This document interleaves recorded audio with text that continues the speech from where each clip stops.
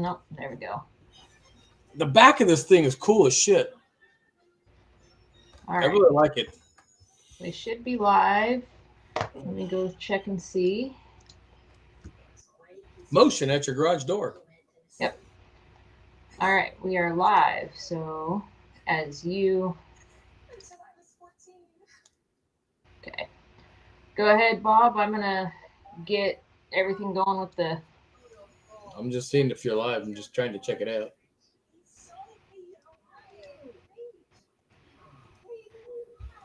Howdy, everybody. Bob's going to take over in just 1 second. I'm just going to share to everybody and do all that fun stuff. It's all you, Bob. All right, here we go.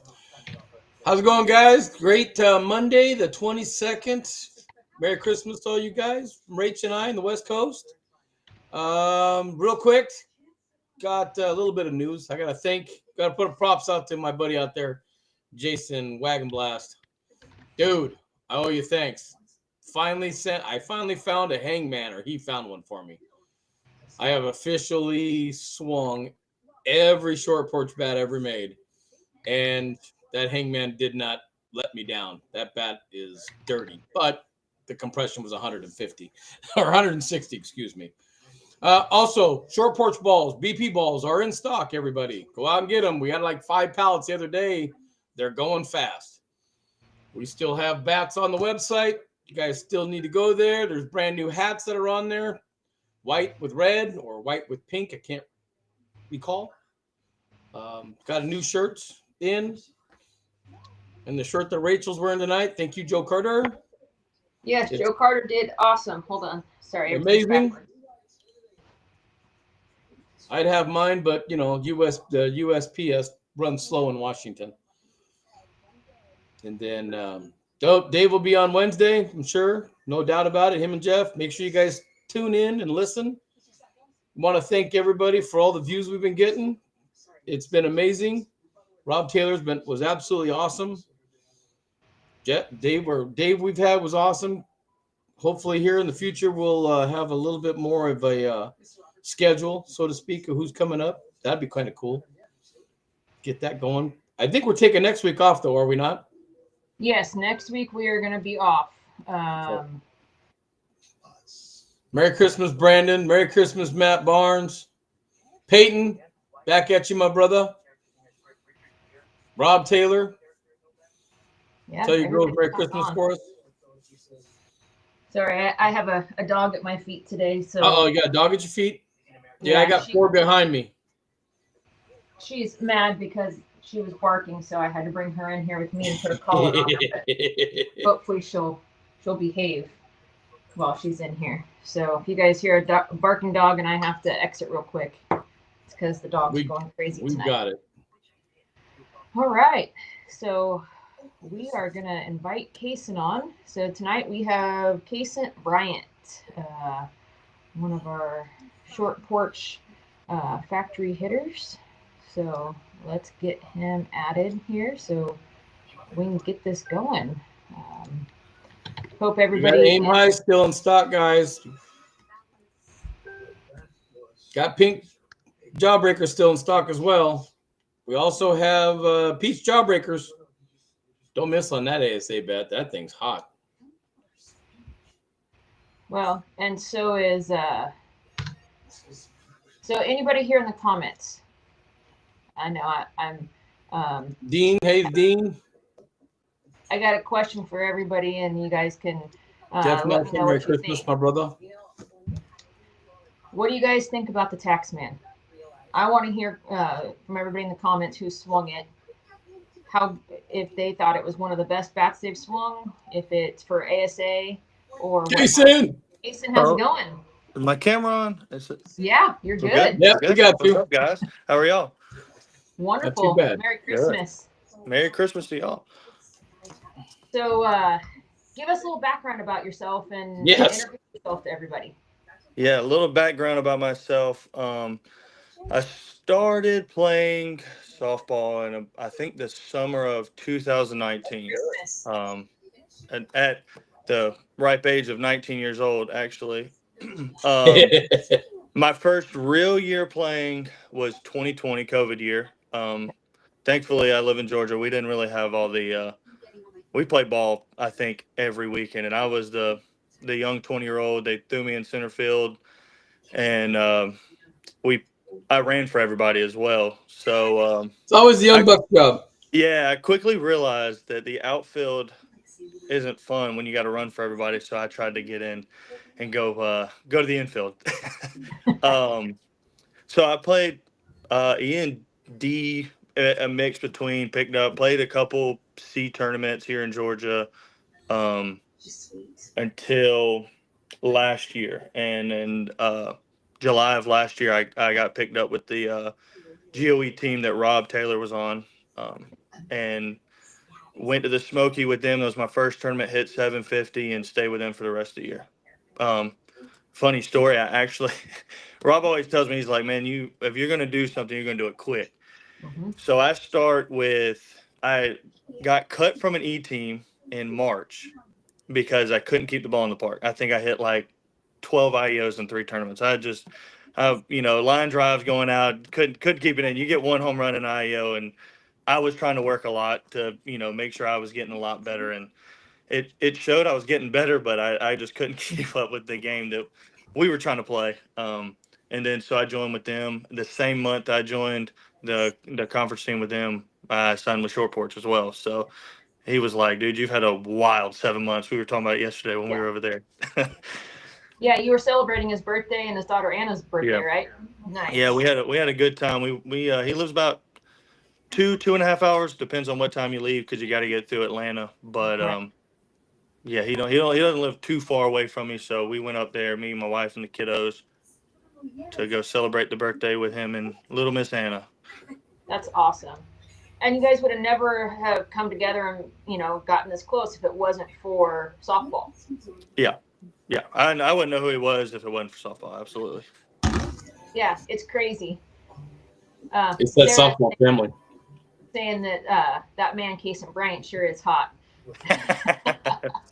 Oh yeah, he's gonna give it to me. Oh, that was your wife. That was Oh, your that's wife. my wife. Oh, I thought it was Rob. She's in the other I'm room talking mad props Yeah, about you. yeah. I was more expecting that. It's more surprising she said it than Rob did. He's not a bad looking dude either. FYI. No, he isn't. He isn't. That's I tell him all the time. Yesterday on the live, I was like, I'm not hitting after you. I'm tired of doing that. I'm tired of hitting after you. I'm going on lives. I'm tired of doing this stuff, Rob. You're a hard act to follow, man. well, we're gonna have Sarah on in the future, probably after the first year. So we're gonna we gave him a little challenge. I don't know if Sarah knows this challenge yet. I don't know if you told her. Oh, Um, I told her a little bit, and all she said was, "I'm in on competition." That was her words. So yeah, we want to Well, see who can get more views, Cason or Sarah. So, um, I think it's totally different games, though, right? Like, oh yeah, she's the better ball player though, so she probably get the better. She could probably get more views too. well, They I think it's a little I different get with. picked up on co-ed because they want her, and they just feel bad for me, so they bring me along. Hey, package deal's not a bad thing. They just, hey, you want to come play? I think we need a guy if Cason wants to come. That's generally the text she gets for any co-ed tournaments we play. that's awesome. Danny Douglas said Sarah's definitely winning on the views, Oh yeah, that's my but man Didi, short porch rep out of Alabama.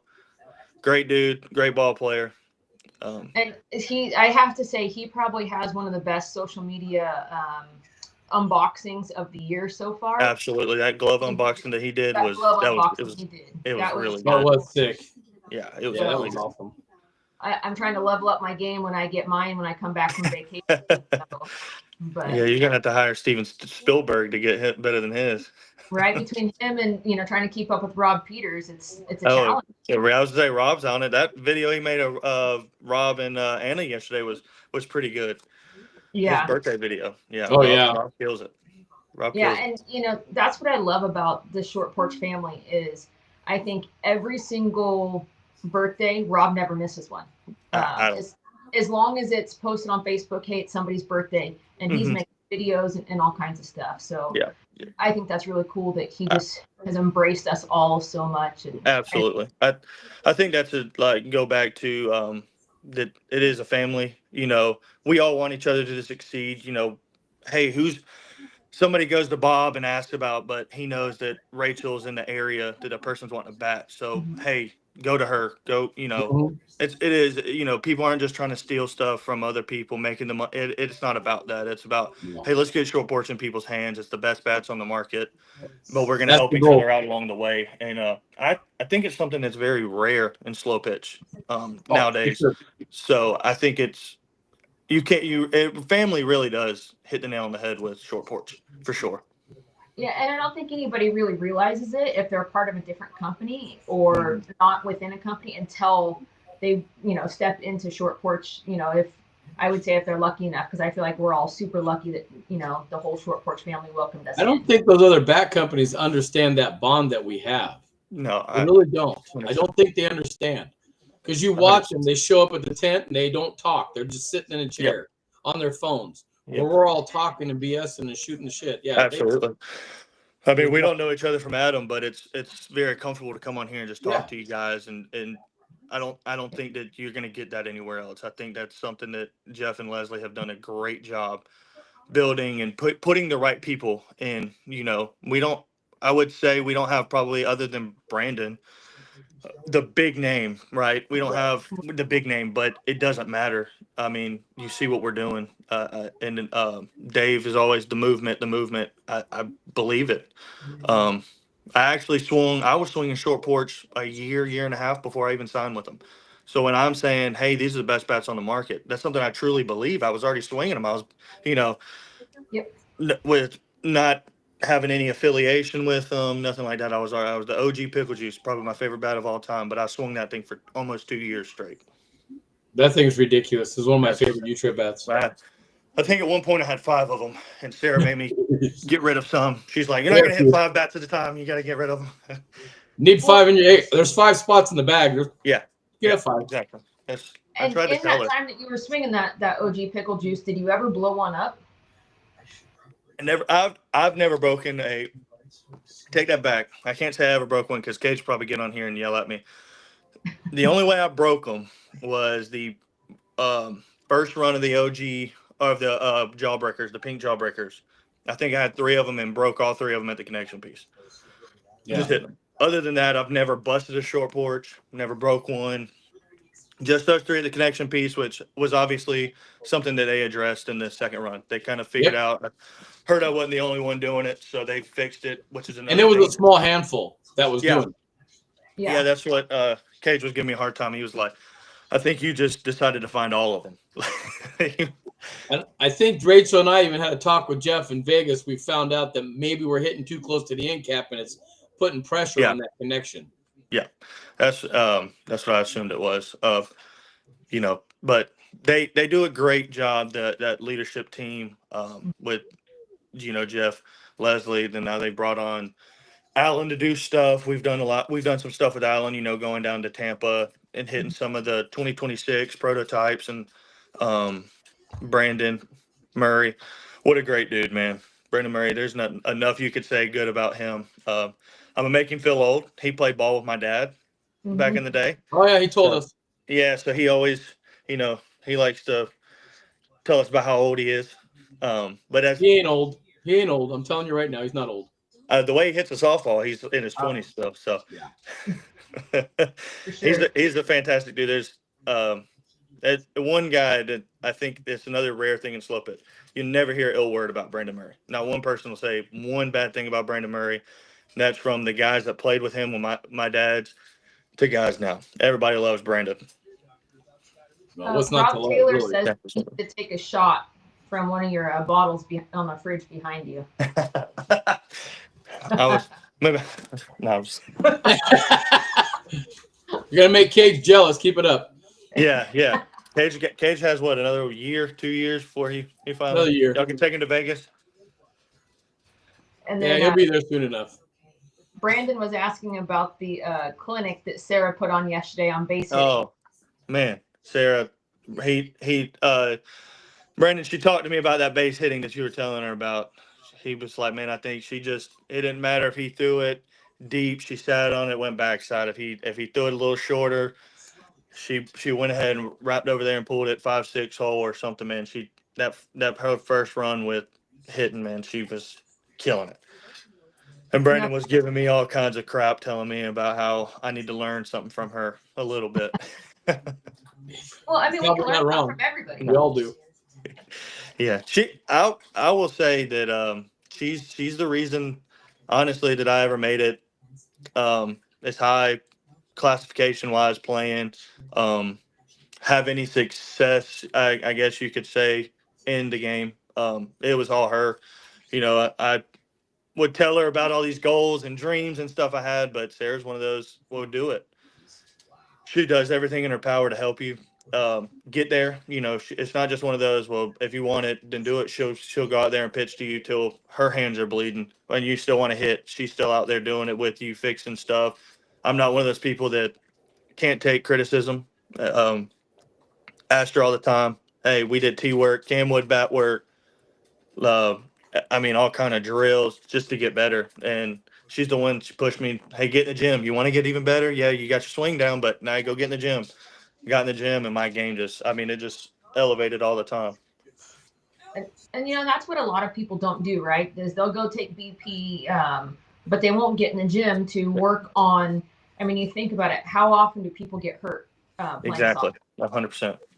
And so if we're in the gym, we're going to be healthier so we can play long.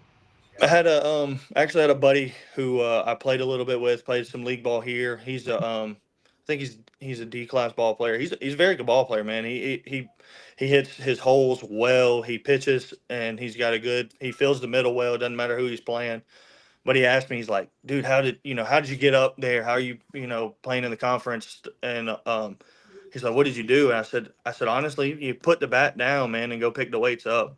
You don't have to go and, be a power lifter. You don't have to go and, be as big as Rob. I mean, I don't think a lot of people are going to be as big as Rob, but it's not you don't have to do all that stuff. You just go in there and get your body moving. A body in motion stays in motion.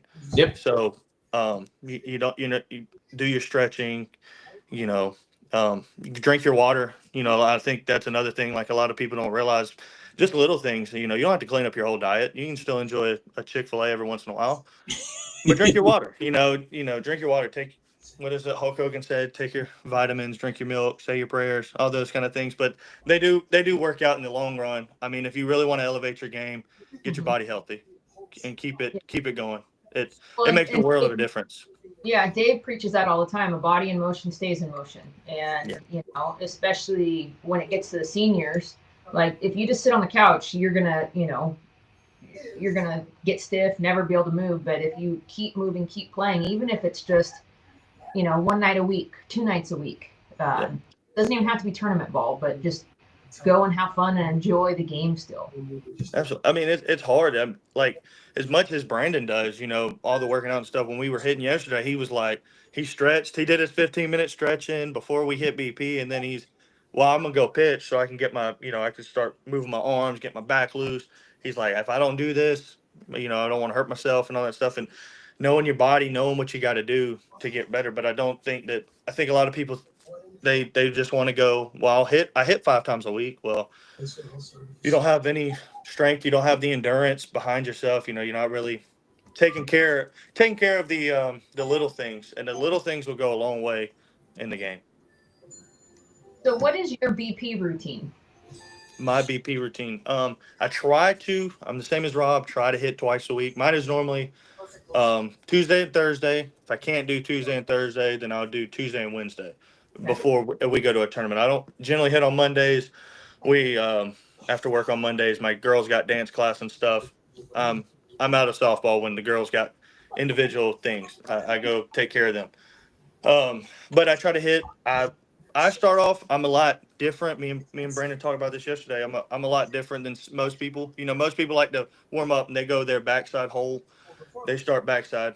I have a bad problem not getting my hips and my hands together. I would move my hands a lot trying to pull the ball, but I won't get my hips into it. So I start off trying to take the smoothest, easiest swings. I don't care if it's a ground ball. but it's in the 5-6 hole. That's where I'm trying to hit. So I get my hips and my hands together, and then I'll go backside.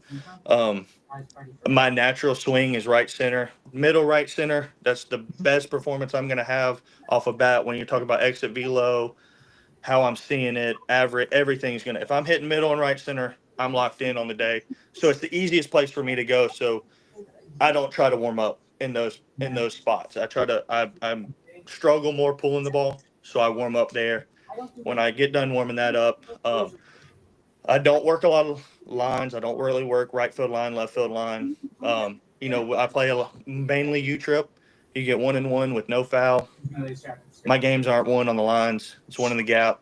I try to stay in between the light poles as much as I can. So I really try to work the 5-6 hole. I'll set cones up, 5-6 hole, the shortstop middleman hole, the pitcher middleman, 3-4 hole, pitcher second base, in between those, and then I really try to make sure I'm hitting my gaps and not hitting a lot of bad home runs and BP left center, because I'll get in trouble there, trying to overswing, going to the left center gap, and that's when I'm hitting the bad home runs. And I'm not the home run guy. When you got guys like Rob, some of the guys we got on the team next year, man, kill it. I'm the table setter, and so knowing your job, doing your job, try to do that a lot. We gear up for some of the tournament. When I went the weekend of the Smoky, when I picked up with Rob, my BP was consistent of hitting it as far as I could, because that was my whole game plan was not swing and miss. I was so nervous for that tournament. I was just trying to hit the ball as far as and not swing and miss. If I one hopped the pitcher, I was happy on the first at bat. That was just Right. don't swing and miss. Out. Yeah. But no, I think it's yeah, I think that's another thing we talk about when BP, man, knowing what your struggles are, right? You don't want to work on the things that you're good at, because that's not going to help you. Brandon says that a lot. Like me, I like the high, middle, outside pitch, right across the letters. I love that pitch because it's going right in my honey hole. Well, I don't like hitting that in BP. I'll watch it sometimes. BP partner's like, what's wrong with that? Well, I don't need to work on that. Throw it inside. Get it closer in on my hips. Give me something I have to turn it or pull on it. If I'm not getting, just working on that stuff, man. Working on things that that you are good at is never going to help you in the game. Never. You got to work on the things you struggle at. And there are times where you're struggling. You're in a little slump or something. Yeah, go back to what works. Right. If things are off, work in the middle. You get your mechanics down. But other than that, man, I never try to work on the things that I'm very locked in and natural, and that's what I do. I work on the things that are uncomfortable. If they become comfortable, you'll succeed. For sure. No pitcher, doesn't matter who it is, any Purcell can throw at you. But if you're comfortable in that box, you'll always be a dangerous hitter. Oh, for sure. Yeah, and Daniel's, you're hitting a 1-4 hole that you're hitting 800 to 900. Yeah, he's absolutely right. If you just knock that hole down. Yep. Sorry, what Rob was saying, that you've done an excellent job by recognizing your strengths and then working on what you need to for the team to make the team better. I appreciate that. And that's Brandon's preaching anyways. Don't work on the stuff that you do. It comes easy to you. Work on the stuff that you can't do. It works. I mean, I take a lot of, I'm the guy that, I'm not saying I was always like this. This is something that's learned over a couple of years of playing and stuff, but taking the criticism, man. I call Rob sometimes and ask him, hey, what do you think about this? And he'll tell me either that's a really good idea or you're an idiot. I mean, it's going to be one or the other, but it's being able to take the criticism or somebody not just always agreeing with you. Those aren't friends. People that just agree with you all the time, they're not really your friends, because they don't want to see you grow. Right? You can disagree on opinions that he has, and I think me and him have a couple times, but if you really sit back and look, he's just trying to do the best for you. With Rob, a lot of my teammates last year were, Didi was one of them, man. Me and Didi had plenty of talks in the dugout or something about, hey, what am I doing wrong? What do you think I could do better? Those kind of things. And I think surrounding yourself with people, especially guys that you're going to take time away from your family doing, you got to have that. You can't have the guys that don't want to listen to nothing, don't want to hear. Yeah. I mean, we were at a one pitch. Success in it. Zero. Yeah, absolutely. We were at that one pitch in Dublin with all the short porch guys, and Brandon was, I mean, game one, swing one. Brandon's like, hey, I drove 3 hours. Y'all better be hustling.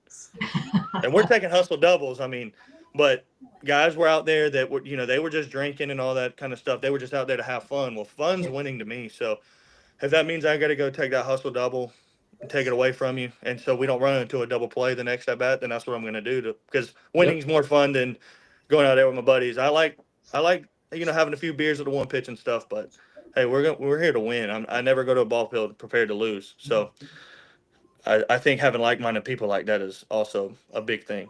Absolutely. And I think you said something important a while ago that, girls have their dance class a certain night of the week, and so that is dedicated to them, and there's no softball that night. Yep. So, I mean, you're taking time away from your family and your daughters to go play. So it is like, hey, yeah, you want to have a good time, you want to have fun, but I came out for a reason. Exactly. 100%. I mean, if it's league night, a little bit different, in my opinion. Tournaments, whether it's a one-pitch tournament, two-pitch tournament, worlds, go out there and do your job. Absolutely. I mean, it's the classic thing. It costs zero things to hustle, right? You have the things. Sarah preaches it all the time with her girls that she coaches and gives lessons to. You control what you can control. There's times where there's things that you can't really control in the game, right? You can't control that the other team's hitting. It doesn't matter. You done switch pitchers 3 times, they're still just hitting, right? Well, you can't control that, so there's no need to sit there and wallow in that, right? You can control your hustle. You can control your attitude. You can control how the respect that you're giving your teammates. You can control all that stuff. And if you do that, generally you're going to be on the more successful side of winning and in the game. And a big thing I don't think that a lot of people take into consideration, you would rather be a good human being than a good softball player. Right. And backstabbing people, going behind, talking, it's not something you want to do. At least for me. And I don't think that any of the people that are associated with short porch, guys that I have played with the last couple of years, it's just not. I like associating myself with that. I'm not saying that's always been the case, but you're never gonna go anywhere, right? This game's gonna end eventually. You're gonna have to hang it up eventually. You don't want to be the guy that was remembered as hard to deal with, hard to play with. I'd rather leave my name as I'd rather have stayed in rec the whole time and just been a good dude than ever had to make it up. And for sure, people talk about you. Yeah, he's a great ball player, but I don't but want that. I don't want to hear the but. I don't want to hear the but. Well, that's Sarah calls me that enough. Yeah. Matt Barnes says, asked all his guests on his podcast. He always asks them at some point, usually towards the end, like, how do you want to be remembered? Like, when you're done playing softball, like, how do you want to be remembered? Mm-hmm. And I always thought that was like a great question because, and to see different answers from people to see kind of, where their mindset is. Mm-hmm. So I always thought that was kind of cool. Most people that's a great question. And I don't think it's a question a lot of people think about, right? They don't go their day-to-day life thinking about it. So that's a really, really good question, honestly. Yeah. Thoughtful, insightful. Very few people say that I've, all his podcasts that I've watched say, I want to be remembered for hitting the most home runs or, have the most rings. Because, at the end of the day, does that really matter? We want to win, but because that's our competitive side. We wouldn't be here if we weren't competitive. But exactly. Well, who wants you on a team if you don't want to win? Absolutely. I never want to show up. That was Brandon's. When he came down there, man, I drove 3 hours, and it was like a whole team huddle. It wasn't just harping on one guy, which I think, but he was, hey, I drove 3 hours. We're here to win. If y'all want to do that, I'll go get back in the truck right now, and I'll start that 3-hour drive home. Mm-hmm. And I think a lot of people, it's a mentality, right? It's just a one-pitch Friday night. Who really cares if you come out here winning? But hey, you got guys. I got home at 3 in the morning. I'm up at 7 with the girls. 7:30. So hey, I'm making a sacrifice. To be here. Yeah, it is. Hey, it's just a one pitch, but we're here to win. Let's do our job too. Let's make it worth our while if we're going to be out here. Yep. I agree. Well, then it leads into also that, you're one of our factory hitters for short porch. So you're representing Short Porch, and you also represent Mach 3, right? Yep, Mach 3 Sports. Got them on today. Shout out to Brianna and Anthony Munoz. So tell Code us a little bit about CB27 at checkout. Sorry. that. Tell us a little about Mach 3. For the plug, it's okay. Yeah, shameless. Tell us a little bit about Mach 3 and what they all do and what you do for them and that kind of stuff. Mach 3, they're an apparel company. Standard. They've made some things like the Short Porch West Coast, quarter zips, the East Coast, Texas, those. They made those for them. I think they made some other shirts for them. They are a military owned company. It's actually I'm a federal contractor, so I get to play military ball. That's some of the best softball, man. If anybody, if you're a softball enthusiast, you like softball, and you're around a softball tournament it's a military tournament, just go watch, man. You talk about camaraderie. Those guys have sacrificed everything for us, and you can't thank them enough. But that camaraderie there is second to none.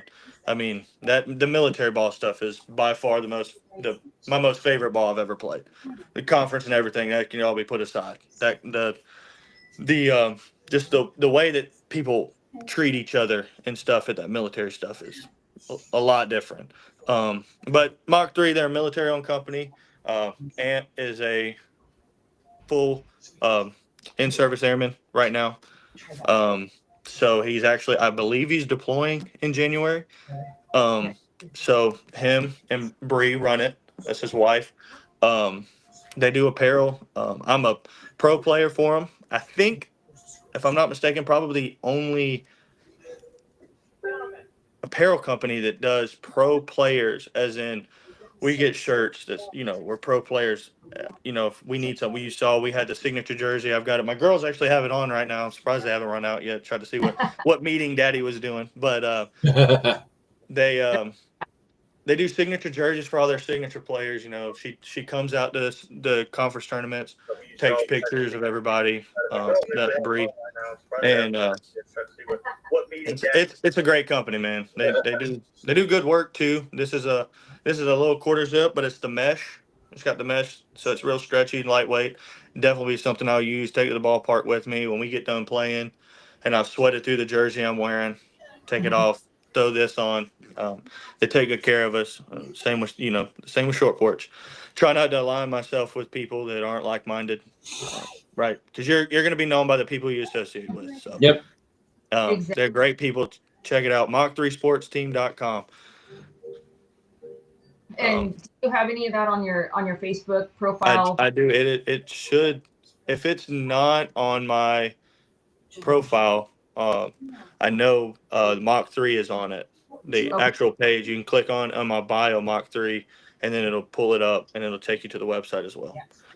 Just want to make sure all the stuff that you rep, get some plugs in it and stuff. So I appreciate that. Yep. It's important, right? Like we're not getting paid for any of this stuff. No. Yes, we might get a free shirt here and there, a hat, might get a discount on a bat or something. But we're out there working hard. We're trying to just represent brands that we believe in. Yep, absolutely. We're trying to build a business. Yep. Trying to build a business.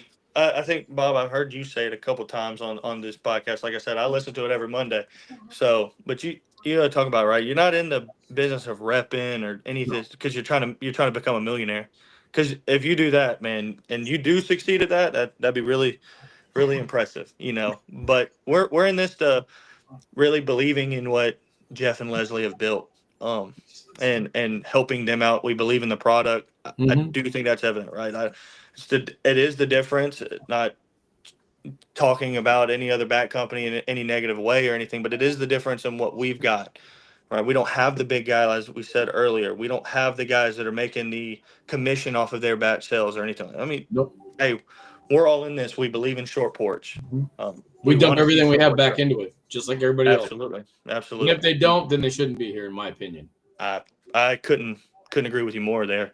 If you're just looking for with an open hand out, wanting stuff, you might as well just go somewhere else. We're here to build. We're here to help build a business and show why Short Porch is my opinion again, best bat company in the country, hands down, probably in the world. I agree. My 100%. I told everybody my only complaint is I can never choose my gamer because Yeah. it's like, oh man, like this was great. Oh wait, this one was even better. Yeah. And Bob laughed at me after the tournament I played in a couple weekends ago. I take Anthony Munoz's aim high and I hit Great my bat. one out of the park. So I'm like, okay, Well, now I don't even know. Yeah, that aim high is a good bat. That's a yeah. good bat. It It's was my my favorite U-trip bat of all time. All time. it was when we went to Military Worlds. I had my jawbreaker from the BA and AA Worlds. That bat failed, so it's the only other bat I really brought with me was the aim high. Mhm. So I went and tested aim high. I think I hit 700 or something there with it. The first game, Cage was there, so nobody get on to me. First game, I had to swing another bat company. That guy was swinging a 25-ounce bat, so I picked on him about him swinging a wiffle ball bat all day. I somehow went 2 for 3, but it was the worst 2 for 3 you could ever imagine. I don't think I hit one ball not past the end cap. I think I hit the very top of the end cap actually on all 3 of them. High, and I made one more outs after that. It's a great bat.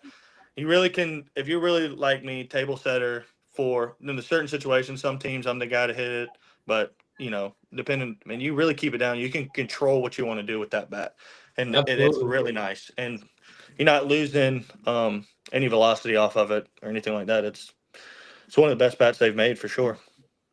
Yeah. Well, then my next game I used the wig popper. Same thing. Hit one out. So I'm like, okay, well, now there's 2 bats. Then my third one of the day ended up being. Hearing you say that. Yeah, the third one of the day was from the Scareds. So it's like, okay, I don't know what bat to pick up anymore. So Yeah, I've been in your bag. Uh-oh, there he went. we lost him. Come back. Feeling that was going to happen. So he'll come back in just a second. Oh yeah, he was flickering. Yeah, Rob said he needs to pay his Wi-Fi bill. So he's giving all the bandwidth to Sarah. Yeah, well, I think she might be giving lessons tonight. So that's why we have to kind of plan her out a little bit better because she gives lessons at night to some of these kids.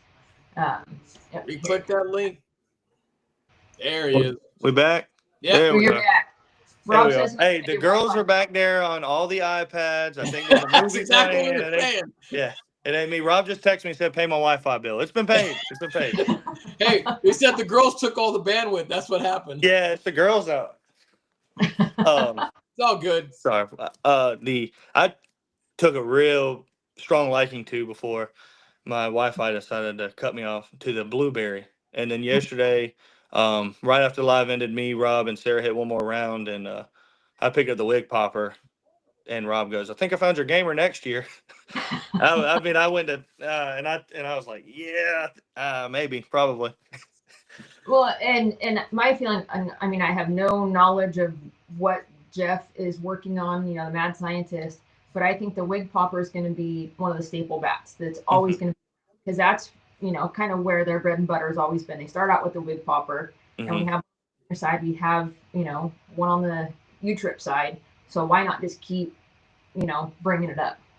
So that's something that I'm hoping will never go away for us. It is. It's a great product, and they've done a good job, Jeff and Leslie, of I think listening to all the people that hit the bats, realizing, hey, that again it goes back to the taking criticism, right? Some things that you don't like about bats versus the things that we really like, and take it to the next year or the next version of whatever they were doing, and just getting better and better and better. And those bats that we hit with Allen and Tampa, the prototypes for the 2026 stuff, they still had all the black all over, no paint jobs or whatever. But 2026 is going to be a great year, fantastic year for got short everything course. already planned out all the way through the year. We all know he does. I heard him on Dave's the other, and he's got everything lined up through 2026, and that's what it takes, though, right? I mean, you hear him talking about he's got to stay up so he can talk to the manufacturer and all that other kind of stuff.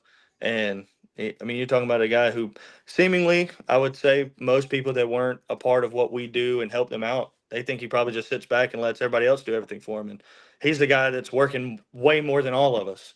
Yep. Really pushing the stuff, I don't really think he making sure we sleeps, got to it be done. honest. I don't think so either.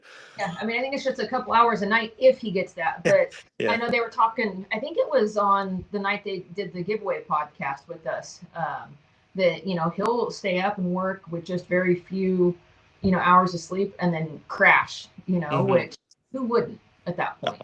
Absolutely. Well, and every phone call he takes or email he does or interaction with somebody, that's less time that he's taken away from his computer, which we all know that's where he wants to be.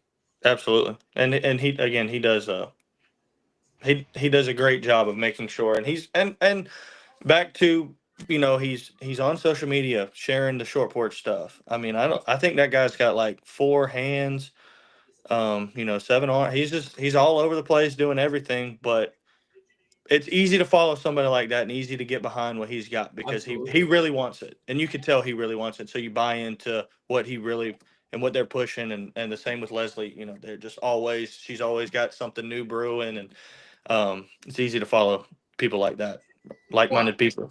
And Jeff backs it up too, right? Because he'll take the products out there and he'll play with them. He plays at a major plus level. Yep. So, I mean, even if he was playing rec ball, it's still like, okay, here, I believe in the product so much that I'm going to go play at the highest level I can. Yep. And be successful with it. And be successful. And to Jeff's point, when we went to he played with us when we were down there in Dublin, and when Rob Murray and all them. And we was a 2-pitch, so he would watch a strike or he'd watch a ball come through, and he stayed on that left field line all night. I think you could have put the whole team on the left field line, and he still was getting hits. I think the only 2 outs he made was home runs that he barely cleared on a line drive. So it's back to, he's using the products, and he uses them well. I mean, he absolutely does. He hits it very well. The couple times I'm getting to see him play or play with him, he absolutely kills it. Well, and I think that's what's different with short porch versus everybody else. He's a player. Yep. And he understands what he wants as a player. Yep. And that's why we're so good. That's why short porch is so good at what they do. So good. Absolutely.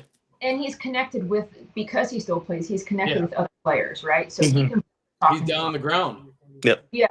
He can say, hey, like, what do you like about this bat? Okay, what do you not like about this bat? Like, if you could build one, what would you do? Like, this distribution numbers, that kind of stuff. Or, so he's there in the trenches with people. Even though he's on the phone, at 2-3 o'clock in the morning with China.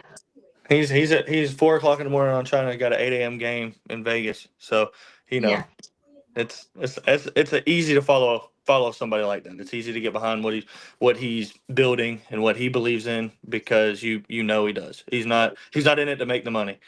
Yeager's right. He's a competitor. That's absolutely. He's a competitor. 100%.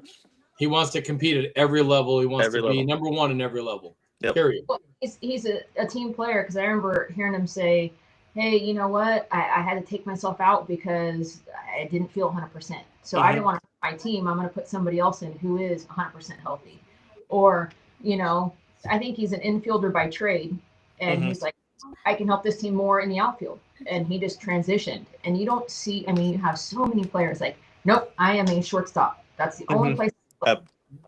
100%. And that's what we tell these guys. There's some guys around here like, oh, how do I be better? How do I make myself marketable to these teams?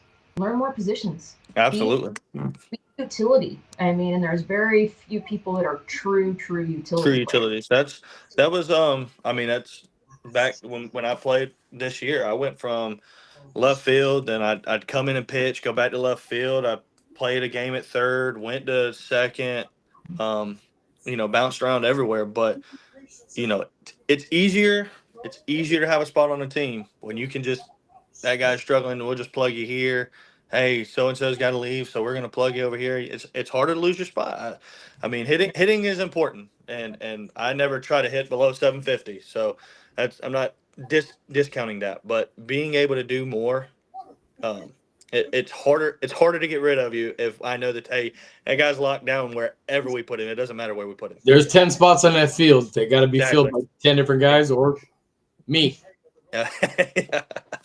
Yeah. Well, and that's the thing too, right? Is injuries happen all the time. Absolutely. And sometimes when you least expect it. So if you can fill in for somebody, you may not be, you be maybe 4th or 5th string in that position, but you can, you throw your hat in there and say, throw me in, wherever you need me.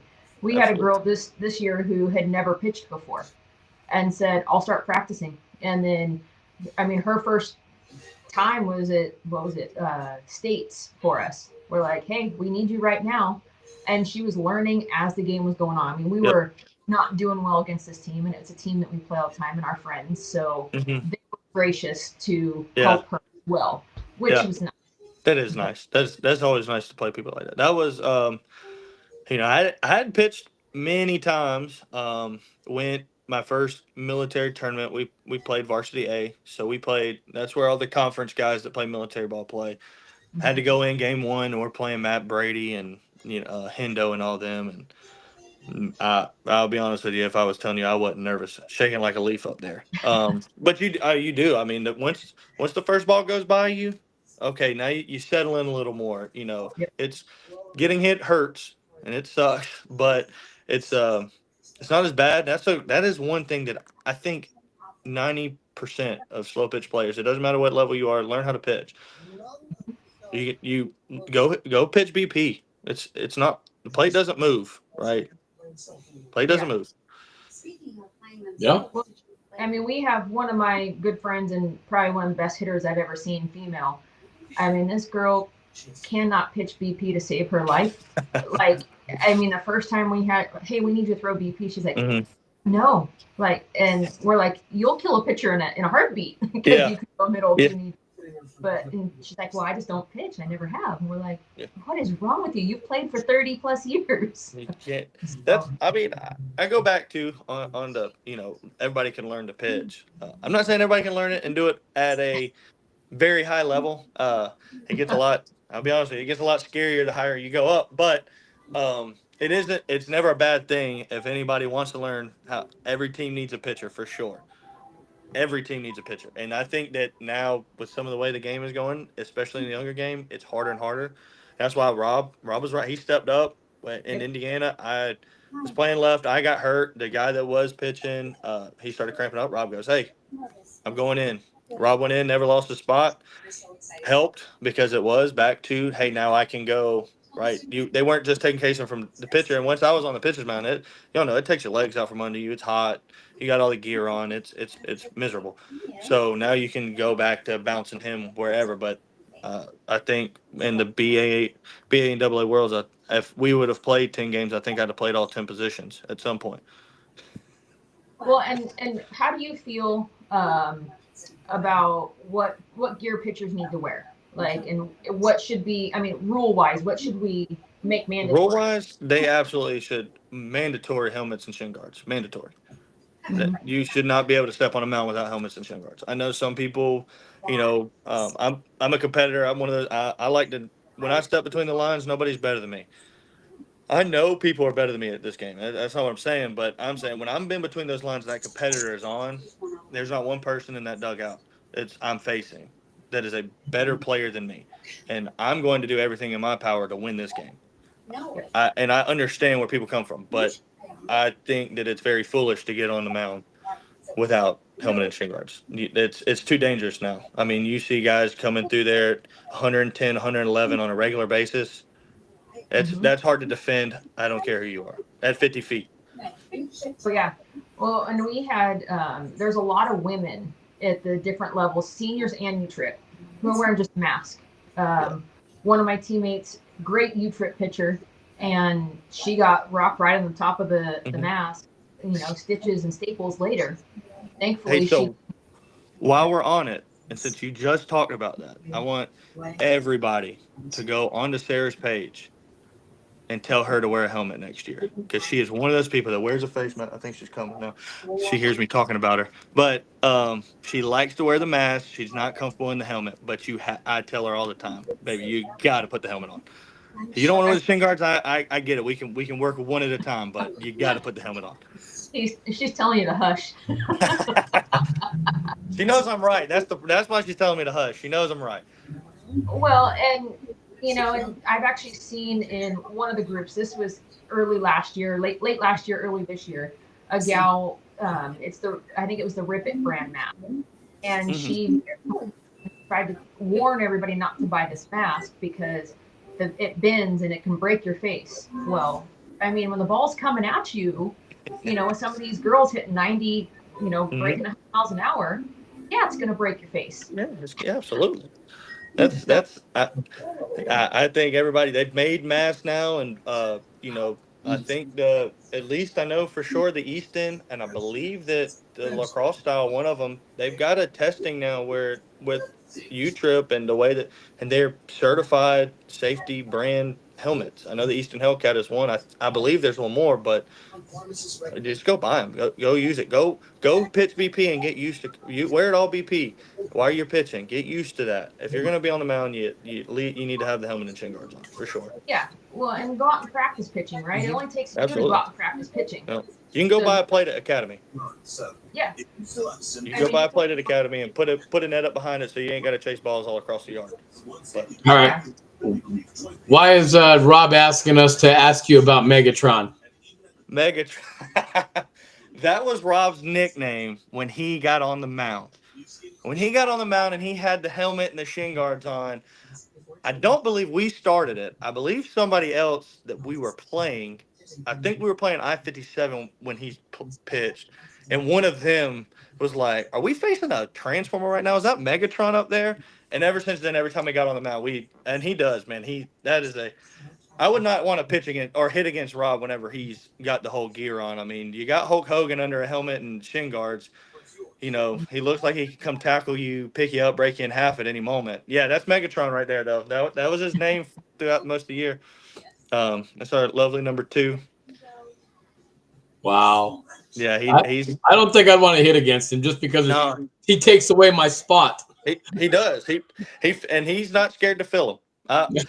Played second behind him, and sometimes he's feeling too much. Like, Rob, step over. I can't see it, because if it's hit past you, buddy, you're too big. You built like a double wide. I can't see through you. You're fading more towards the wrong hole. Yeah. Go the other way. Go a couple steps that way, buddy. Well, see, Rob, you need to pressure. You need to fix your game just a little bit, bro. We're tweaking it. But that brings up a good point, even with the joke, right? As a pitcher, you need to know which way. Hey, where's my guys? You guys all play middleman. Women, we don't, so we can back straight up or fall towards a hole. I mean, not a problem. But you guys need to know where your middleman is, so the pitcher can go, fill the, the middle four hole. And you throw outside. Where's he at? And I'm guilty of it. Whenever I pitch, the couple times that I'll pitch, you throw that knuckleball and it breaks outside. You just follow it. Right, you're just going with it. It's an instinct thing, but then it does go by you, and your middleman's standing there, and it goes by him, and you're like, "Why'd you catch it?" He's like, "Well, I couldn't see through you. Your dad wasn't a glass maker, so." Yeah, I get it. That's all I throw is knuckleballs. So yeah, I totally get it. Yeah, when they start floating and stuff, and or I've been known to. I almost got hit in the head in Chattanooga this year. Watched the knuckleball; it was dancing. It looked great. And then it was coming right back at me. I mean, right at head level. And I was like, oh, I probably should get ready instead of watching how good that knuckleball looked, huh? That's the weirdest feeling in the world. You throw it and you're like, oh, I like it. And all of a sudden you're like, it just slows down. And now it's like time freezes as he's hitting and you're like, uh-oh. You can't explain that to anybody because they don't get it unless they throw. No, it really is. It's when that ball's coming back at you, it's like time stands still as soon as he makes contact. And then it's the next thing you know, the ball's like right here and in your face. You're swatting and trying to do whatever you can. Oh. Or you got some people that turn their head and take it. Turn their head, get hit right in the That's why I wear the whole enclosed helmet. If it hits me in the side of the head, at least. I mean, I'm not very intelligent now, so I got to keep all the brain cells and things I've got, Well, and Bob and I have that discussion. So, some of these people wear the Worth helmet because they like it because they say it's a lot lighter. And human reaction, though, ball's coming at you, you're going to turn your head. Turn your head. Get away from it. Your ears are completely exposed with that helmet. Is my only complaint about it. I'm not a head turner. I'm not. My dad was very adamant throwing balls at us. Keep your head down, your chin down. Turn your head, I'm going to hit you in the ear. One of the reasons I started in the outfield, like I said, my dad played at high level slow pitch. Slow pitch was my MLB. I'm not a giant baseball fan. I am a Dodgers fan when I watch baseball. Don't say that too loud. Rachel's here. That was no, it's Matt okay. Kemp. I'm an A's fan, so Dodgers are okay because I hate the Giants. So I there hate we the go. Giants. So yeah, there we go. I wear number 27s before we were winning all the World Series for Matt Kemp. That was when I was in middle school. He was big for the Dodgers. But when my dad used to use me and my brother with all of his teammates we were the people that did pepper for his A team. Okay. And I wore a lot of softballs off the kneecaps and the shins. And I realized at, 8, 9 years old, hey, it's a lot better to play in the grass because that doesn't happen all the time. And then I played in the grass, especially in slow pitch, and realized how much running there was. I was like, I think I'll take the couple bruises and go back to the infield if I can. Like you said, make yourself valuable. Make Can't go yourself out of the valuable. lineup if you're valuable. Absolutely. So Unless you're Rob Taylor, and then you're Yeah, going to well, hit 900 on the year and, that's never because get like out. you guys call him Megatron. He can fill any hole and Fill any hole. Yeah. I mean, he's They'll pretty go much get taking your up arm. the center fielder can't see through him. So, There's a and reason if he's he's playing off. well, Yes. you can't play off because you have to know which way he's going to fall because then Yeah. he's just fall right in the division again. They're doing wind sprints in between the light poles, just trying to figure out where the ball is going to be. That's why your center fielder's tired. I'm telling you right now. Yeah, there it is. It's all Rob's fault. Rob's fault. Yeah, it's some broad shoulders, Rob. He's never going to come on with us again now that we're picking on him. Oh no, he's going to the Gold's Gym all the time. He's kissing babies, signing autographs. So he's got to keep up the image. But we need him to lose about 20 pounds so we can see in the field. That's about. I mean, Not you can have just whatever's left. Cut. We need your cut, bro. Gotta get cut. Yeah. And going back to some of the protective equipment, though, too, I see people asking, about what chest protectors they wearing now. And there was one answer of somebody was wearing just one of those protective, shirts that had a little bit of the foam. But I would think the lacrosse gear would probably be the best because guys are moving around, running. I think there are a couple guys in the conference. I know one. He wears the football padded pants, like the undershorts things. And I believe he wears something under his. I have an Evo shield under mine. I think that's what it is.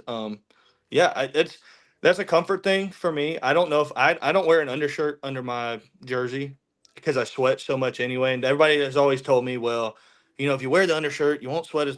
And then every time I do, I feel like I'm gonna pass out in the first game because I'm dying out there. But I think it's a comfort thing. But I for sure mandatory. You got to wear that. You got to wear the helmet and the shin guards. Yeah, for sure. I mean, I wear a cup. Whether I'm playing in the field or I'm pitching. Like if I'm playing infield or I'm pitching, I wear a cup anyway. But I agree. I think that if you're pitching should be mandatory. Right? But I guess that's to each their own type of thing. That's you protect yourself however you want on that one. But for me, when you're on the ground rolling around, I'm gonna be laughing at you though. I absolutely. There's gonna be not a lot of feeling bad about for you if you get there. I'm gonna be calling you a dumbass really quickly. Exactly. Yeah. That's your own fault, bud. Yeah. It's not my fault you got checked. Yeah. If you don't want to protect yourself, that's all on you. Yeah. Absolutely. But it's always a question that there's some tournaments don't require anything, and I think somebody in the comments was saying that JBI doesn't wear anything, and I'm like, nope, sorry. He says it takes from his game. I've heard him say it. Yeah, I don't agree. I wear a mask. I wear shin guards. I can't. I just don't see where there's anything to gain by not wearing it, if that makes sense, right? I think that I mean, we've played this game for a long time, right? If you're in a slump, right, you make an error in the field, might be backed up by 2 errors because you start overthinking. That's going to happen in the game regardless. So how you can't learn to pitch with a helmet on, at least the helmet. I'm saying shin guards and helmet, but if you can't at least pitch with a helmet on, I just don't see where what's the benefit behind not doing it. Comfortability comes by just the repetition of doing it. And what's interesting is my dentist even said, hey, you know what? Even if you're wearing a helmet, put a mouth guard in, even one of the cheap ones, because we still, we take that for granted, right? That it's something that I mean, our teeth. I mean, that's expensive. That's 100%. I tried to wear one, but again, I didn't like it at first, so I threw it out when I played the infield. But that going back to, it's probably not a bad idea for me to learn how to play with the mouth guard and I'm playing the infield because I won't wear a mask when I'm on the field. We play on a lot of turf now anyway, so I mean, I think turf takes For some of the hops. skill out of. Yeah, I think turf takes some of the skill out of being an infielder. So my personal opinion as an infielder, you don't really get the crazy hops. It skips more than anything. Just keep your glove on the ground. You'll It's a catch it. true ground ball. Really, truly Yep, is a true ground absolutely. ball. So I'm not a big proponent for turf taking over. I understand why turf takes over. It's cheaper. Mhm. It's more expensive to put it down, but it's cheaper to take care of in the long run. You're not doing a bunch of field maintenance and all that Right. stuff. But Less overhead, less plays. absolutely. Absolutely. So, but yeah, I don't see where there's anything to gain by not wearing a helmet and shin guards. I think I think it's foolish more so than anything. And again, my wife's one of the people that wears a fielder's mask, and she plays. She played on a conference major team last year, and she's at the Major World Series playing Derby girls and all of them, and she's got a little fielder's mask on, and she gets one hit by her close, and I'm like, hey, you got two curls at home. Like, can we try to take care of that noggin? I know it's You got a hard. job to take care. You got a family to take care. You got to Absolutely. wear a mask. Got to And wear. she's Got to got wear one a of the hardest heads I've ever seen on planet Earth, but it can only be so hard. I think she just yelled at me too. helmet. You can yell at me too. I'll advocate, bro. Yeah. Yeah. I've got one sitting out there. I've got an Easton Hellcat that I wear. I'm not supposed to be doing a lot of pitching this year, so hey, let's get on the yard. We don't have to buy one. And she's got an old pair of my shin guards. So Well, let's and that's the thing, right? Is my first pitching mask I got was a hand me down because I was just Mhm. gonna throw a little bit, and I'm like, I need to get used to a mask because I mean I Mhm. wore when I did World Women's C when it was back at Wide World of Disney. I Mhm. started one of the, I mean, Worth made the first mask it is. I still have it. You Mhm. know, I would wear it because I'm like these girls are still hitting ball way too hard middle, and that was Yeah. with the old Easton Synergies and that kind of stuff. When they were really shaving bats left and right. Mhm. Yeah. Yeah, which But is a question that we need to ask as well. when it's you hand down your old mask. If you're not Mhm. using it anymore, If you absolutely. share it to the next girl that wants to, or guy that wants to start pitching. Absolutely. Well, Or and you if you can get see replacement pieces for the inside. I mean, that's even better. the Like brand guy new at out there that that's point. not pitching with a mask on and you've got a hand-me-down mask, go over there and hand it to him. Yeah. Tell him, hey, you got to learn how to do it. Yeah. Because anybody at any point can get hit. It takes the right ball, the right time. I mean, I know there's a guy that played church ball with my dad and wrecked church ball, playing third base, got hit in the head, TBI, never been right since.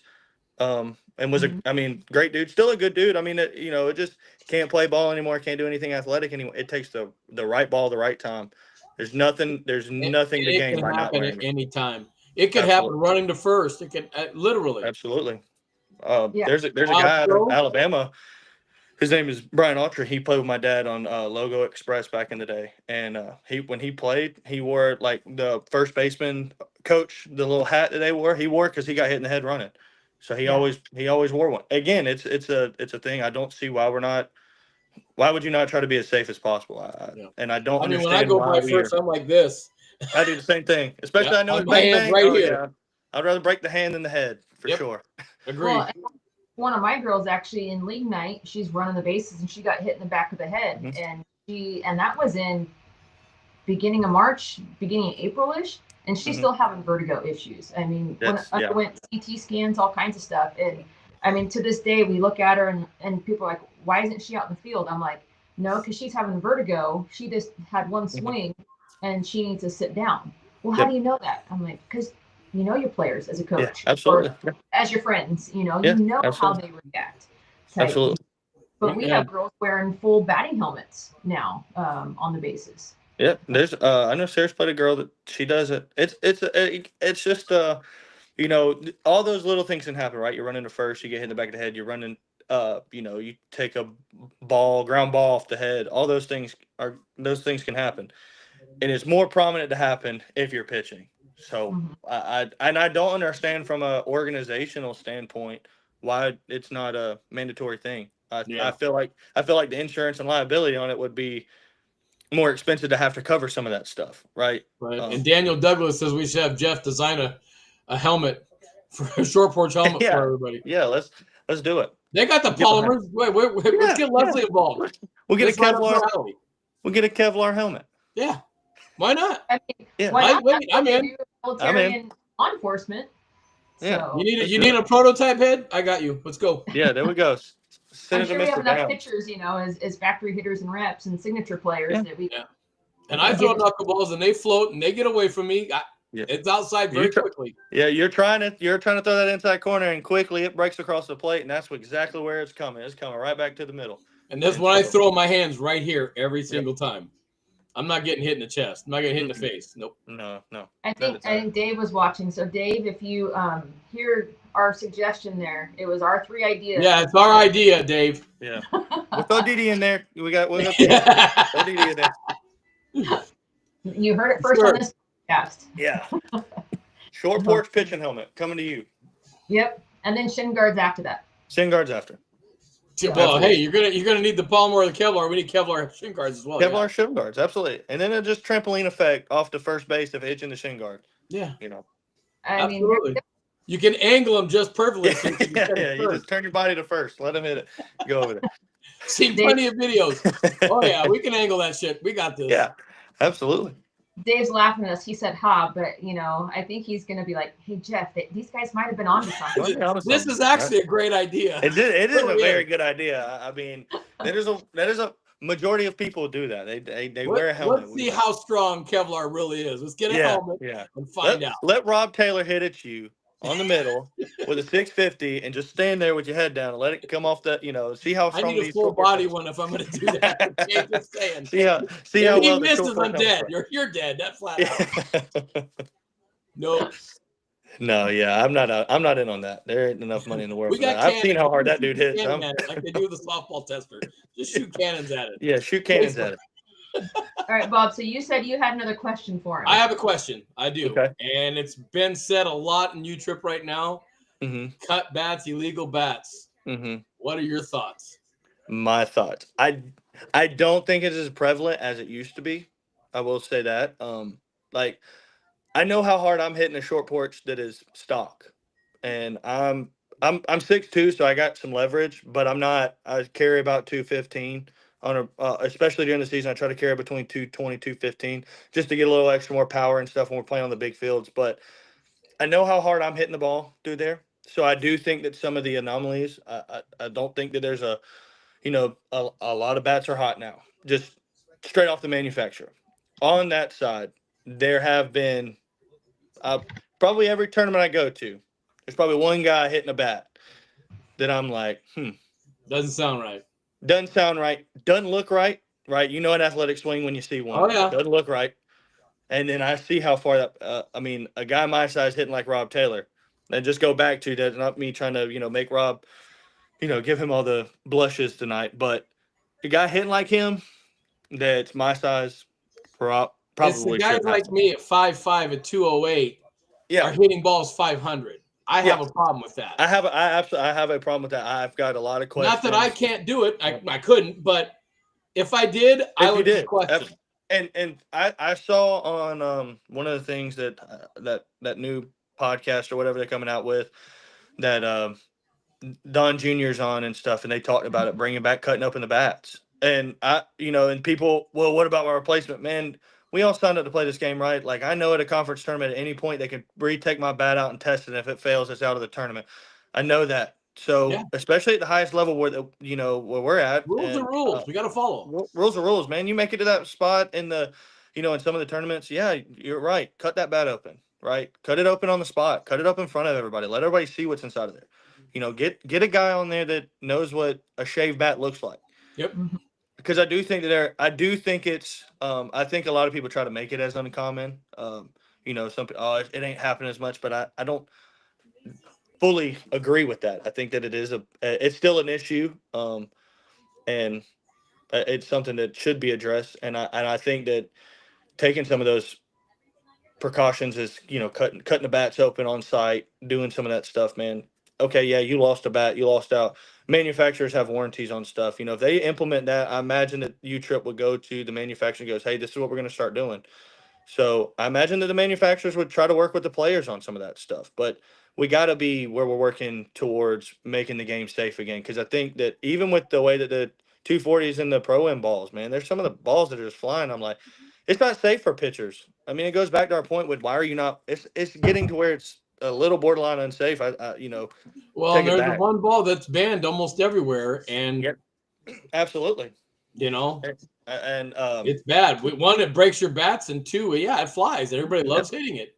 it loves hitting it till it's getting hit at you, And Mm-hmm. I think that the game's big, and we all love playing it. But at the same time, we do, there is a point where you have to take back the serious notion of how it is. Like I'm probably one of the sorest losers you can meet. I hate losing more than I love winning. I can't stand losing.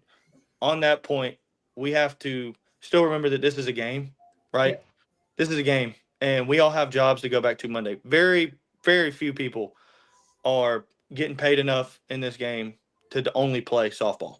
Right. Mm-hmm. So we should make it as safe. It from the highest, you set the standard of the conference and work its way down. There are some things that I do think with where the bats and balls are. It is fun to hit. Yeah. You're wrong. I like hitting the ball, poking a ball out there every once in a while, as Brandon says, to the paw patch and all that stuff. But there does become a point where, hey, like you said, Bob, that guy's 5'5". How in the world? Right. Yeah. And we you gotta hear make the it. crack, and you see the funky Yeah. swing, and you're like, I mean, don't get me wrong. U-Trip's not the only thing. Seniors is pretty bad right now. And that's one thing I can't speak. I don't know about the senior stuff, I had a bat taken this year. Rachel knows. They took my bat. I hit a guy square center mass. They took my bat. Actually, they came to my bag and took it out of my bag, but they waited. They compression tested. It was a whole big ordeal. Good.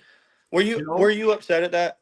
I was pissed that they took it out of my bag without my knowledge. But without your knowledge, what okay, they that's was fine. I get it. That's part of the game. Pulling it out and testing it and all that stuff didn't bother none of that bothered me. See, if you don't have anything to hide, if you have nothing to worry about, then it shouldn't bother you that somebody wants to, Again, the only thing I was pissed at was you went into my personal bag and took it out without my knowledge. Without my knowledge, yeah, that I was on base. You could have said, "Hey, time." I could have got a courtesy runner. We could have went and done it together. No, you did it behind my back. That's why I was mad. Yeah, I don't blame you on that one. Yeah. So, but hey, when it passed at 200, you should have seen the look on some people's faces. Good. So, but I know like for us and the WSL association, the director down south, he does a great job. His name's Scott Tesson. He does a really good job running that program. I've heard. But they hit a pitcher down there. My bat's getting taken. They're going to test it. Brandon had one in Vegas this year too. Hit a guy in the knee. They took his bat.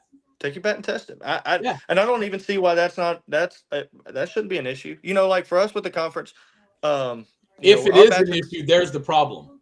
Absolutely. If you're that mad about your bat getting tested because you hit a pitcher or something, then that's a little shaky ground, man. You ain't got nothing to hide. There ain't nothing to be nervous about. Yeah, I agree. And, the videos roam around there too, like hey, let me hit this. When these guys are playing league or they're not at the actual conference tournaments. Hey, let me hit the same bat you're hitting. Or there's another video that it's the handoff, and then hands them the their player edition bat. And it's like, why are they getting different bats than you can buy off the shelf? That is the one thing that I will say that I do believe in. I know that there was a point where one end cap for a bat company was in the one player's hands, and they were selling the same bat with another color end cap. And then next thing you know, the next run they're doing, it's all the same end cap. And I don't understand the point in that either. And that's the thing that it's deception in some way, shape, or form. It's deception. Talking to Alan and Brandon and all that stuff, and I know Dave does some of the R&D. I haven't had a chance to talk to him much about it, but hey, girls are using all the bandwidth again. Yep, kids took the bandwidth. Rob, go get him. He's already doing back. I hear the girls back there laughing too. I think they knew. I hear the girls back there laughing. They're cutting your power. That's what they're doing. You're too long. I just turned the Wi-Fi completely off. So now I'm just running on 5G. We'll just see how well this goes for me. But it's the wife hitting that button. She was tired of me talking about her not wearing the helmet, is what it was. kicking me off. Wear a helmet. We're gonna get her. I'm gonna get her when she comes on. I'm gonna get her Hey, good. every morning, just put something on a little timeline. Hey, wear a helmet. Wear a helmet. I got this. But on the with the bat or with the Alan, he's like, hey, we're not giving you the special stuff. Mm-hmm. It ain't gonna happen. You're gonna get the same bat with everybody else, and that's good. I like that. I want to go hit the big boys, and I might be overconfident, but I think Rob can handle our own with them, and we're gonna be the two guys swinging them up there, and I'm ready to on mine. I'm ready to prove that point. Hey, Short Porch is here. We're legit, We're not right? going anywhere. And we're not going to try to run us down on social media and all that stuff. Talk about us and whatever you want to do. But the bats are legit. The people are legit. You're not going to find better people. So yeah, it's a good company, man. We do really good work. I'm predicting at least a 20% increase in bats just being seen in U-Trip right now. Mm-hmm. I'll bet you increases this 2026 at least by 20%, if not more. That's a good that'd be a good assumption. I'd like to see those numbers about June or so. June, July. Mm-hmm. Hey, how much are we up? Let's get those numbers. Yeah, because I'm predicting it. I'm gonna tell you right now. I'm really thinking just from what I'm hearing from my guys in WSL and all that. Yeah. Because the 2025 bats were better than the 2024 bats, and the 2024 bats were good. I said, the OG Pickle Juice is probably still my favorite bat of all time. I love that bat. But I can't sit there and go, hey, I think it's the hottest bat we've got or the best bat we got. It's just the one that I swung the best, But the 2025 bats were good. And it sounds like you went to a DDT pretty quickly, so. Yeah, I did. I wish I had. I never thought I'd go back to it. Swinging the Pickle Juice. Never thought it.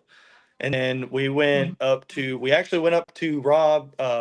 Jeff came up there with Cage. It was right when the Jawbreaker was releasing.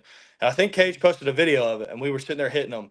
And I fell in love with that bat. That's when Leslie was doing all the commentary in the outfield, wasn't it? Yes. That was the best one. And we were hitting out there in Brandon's paw patch. Yep. Pretty much. I mean, Cage was hitting them out there too. It was, and I fell in love with that bat. Then I was like, man, that's something serious.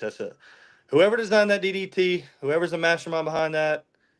That was all I was thinking. I said, that's a good bat, and that's going to take over that's going to take over. That's a Dave and Jeff thing right there. Yeah. You know it. Very Dave intelligent. Had the idea, gave it to Jeff, and then Jeff and Christian designed it as they were driving to Vegas. Yep. Yeah, that's Dave just drawing, and Dave's like, what am I looking at? That DDT is something that you can't. The feeling that it comes off when it comes off that bat, it's not something you can replicate with any other. Not a one piece, not another two piece. That DDT is the feeling it has, man. It's awesome. Yeah, I like the pink Jawbreaker. That and the blueberry. I couldn't decide which one. I take the 12-inch barrel over it. And in Dublin, that's really where I just fell in love with it. It's good. Here comes Mama. I wear a mask, okay? She does not wear a mask. No, mask is not a helmet. Mask is not a helmet. A face mask. It's all right. We'll get you. We're going to get you soon. We're going to get her. Coming on you. I wear one. Rob, we're definitely not putting he's the boss on it, though. Just let Yes. Hey, Dave, if you're still listening, the first Short Porch when he's the boss, it's got to be painted on there or something she can't take off. In the Kevlar helmet, right? You're the boss. In the Kevlar helmet. Yeah. On the back of it, it's got to say. On the back of it, he's the boss. That's right. I'm the boss. I'm in. Let's go. That's right. I got a question for you guys. Yeah, that's a good one. I like that. I'm in on that. I'll pay for it. Dude, let me know. I'm in. Yeah, I'm in. I got a question for you guys. Y'all probably don't get a lot of questions get thrown back at you. What do we got to do to get y'all to come down here and play some co-ed with us in Georgia? It's a lot of travel, bro. It is a lot of travel. I get it. I went from Colorado to Indiana to Tennessee to Florida, all over the place this year. I get it. It's a grind. Well, you're a contractor. You need to come this way. I got contract. Yeah. Any federal installation, let me know. Well, if we find a good tournament where it's that it's going to be great competition, 2 or 3 days, Let's do it. like seniors or whatever. Well, if the NCS thing takes off that we're planning, there could be a possibility we went that way. Are they going to let 25-year-olds play? NCS is it? Is NCS seniors? So no, NCS is everything. So Everything.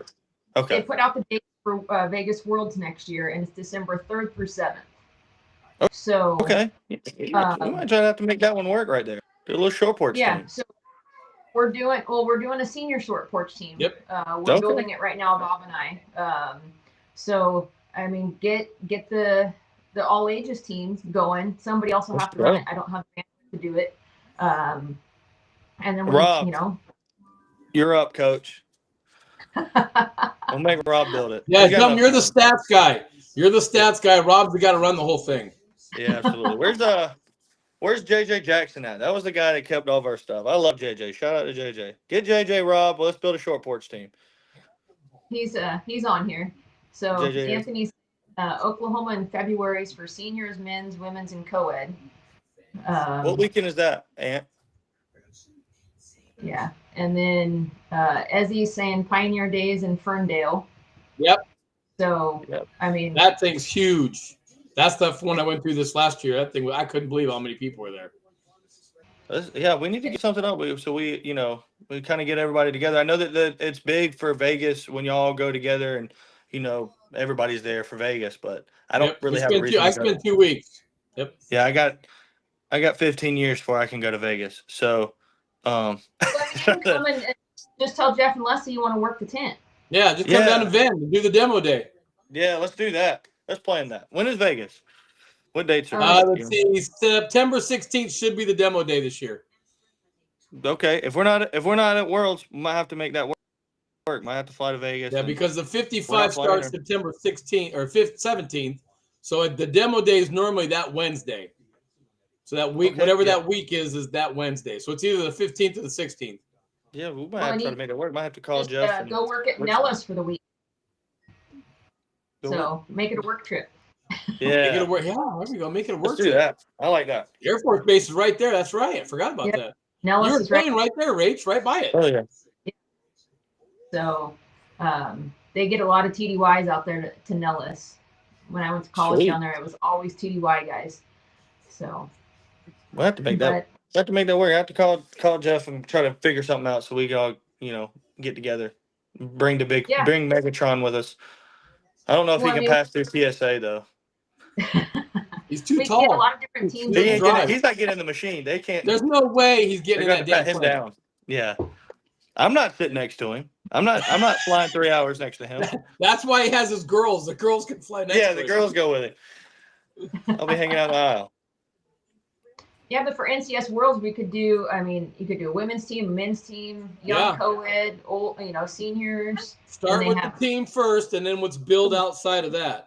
Start with the team, build a team. Then we'll go sponsors. Then we can go uniforms, and we can all just kind of match. We'll get JJ on the logistics. He's really good at that stuff. Hey, baby. I'll take this out. I see. Can you go put it back on? Hey. Sorry. Is she wearing your helmet? Hey. She's not wearing anything but a diaper right now. I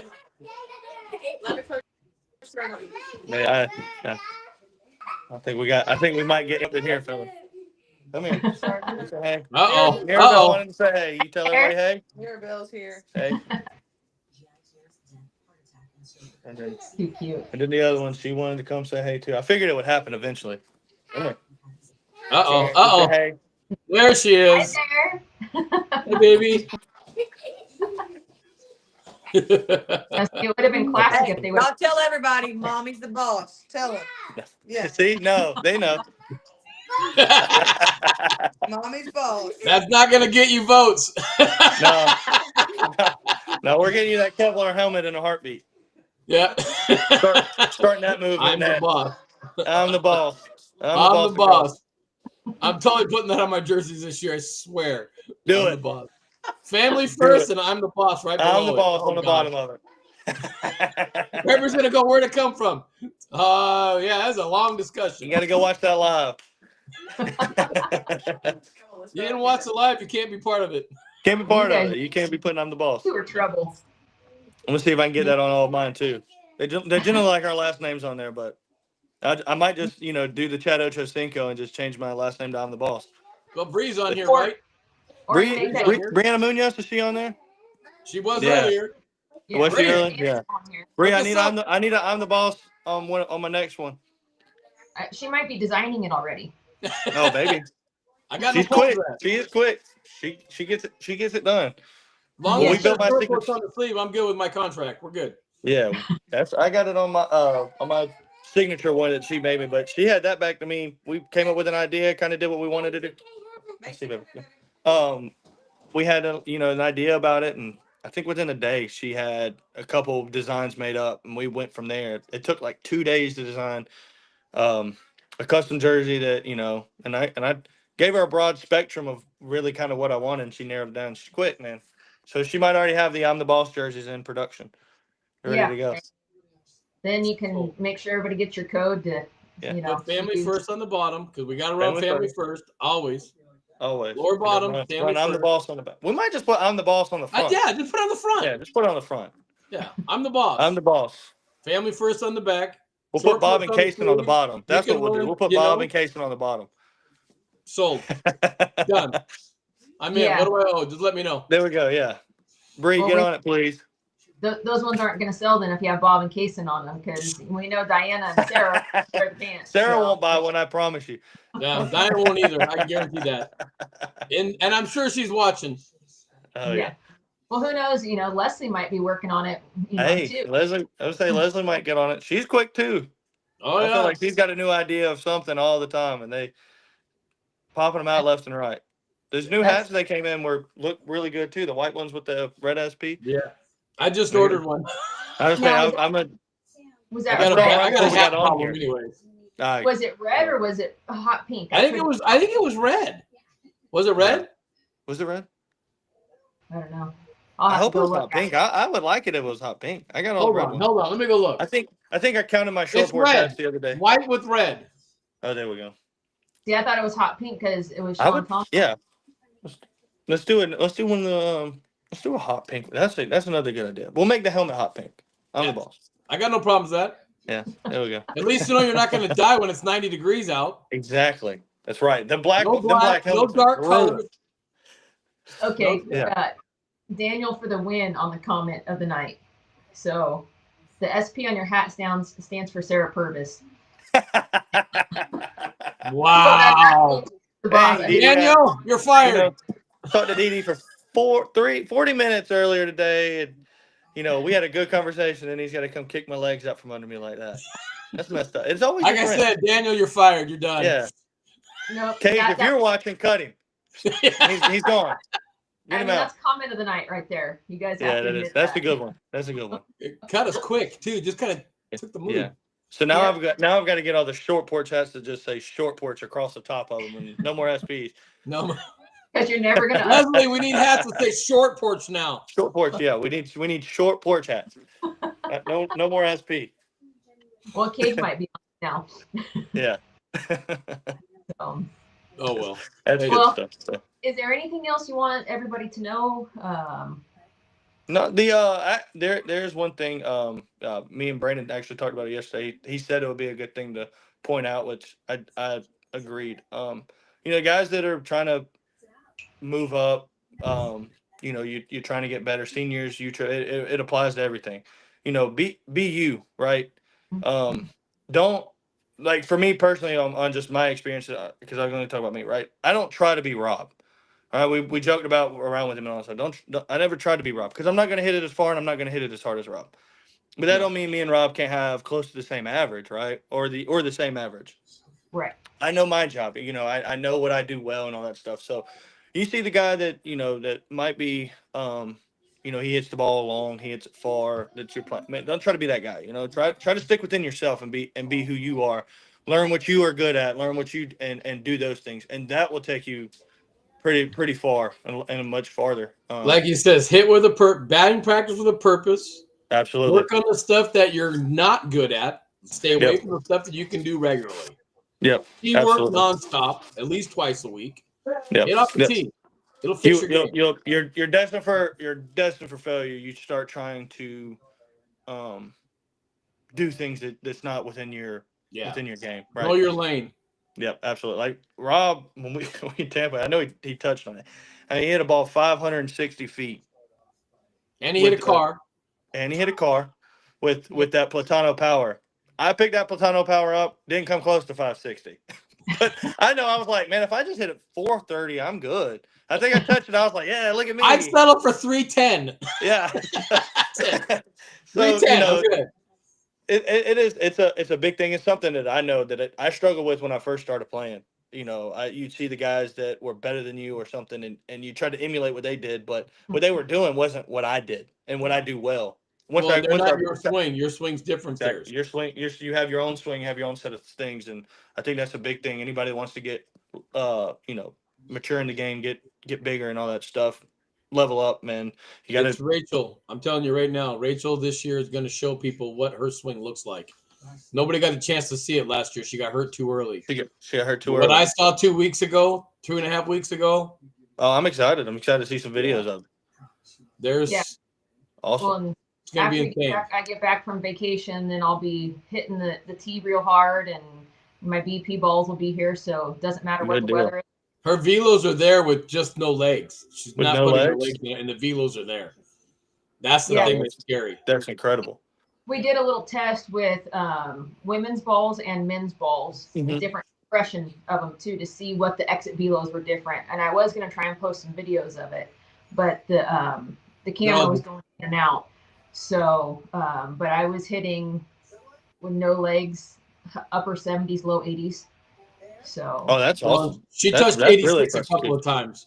That's really impressive. With no legs, just using. Yeah, that's really. Yeah. I mean, there were some legs, not a lot, and I think that was with Brandon's bat, the Bayou. Yeah, the Bayou. So I mean, with the legs, you're probably gonna add 10, 12. Yeah. Miles an hour, maybe even more. You know. Last year, like I said, I'm excited to see what she's gonna do. Yeah, this year. that's awesome. I'm excited. I'm excited to see some of the videos and stuff from games and all that stuff. That's awesome. I'm excited to get back on the field and get back to, It's the worst thing, getting hurt, not being able to get out there, and then watching everybody else play. Yeah, that's the worst. Worlds was a tough one this year with It was humbling, wasn't it? It was humbling, huh?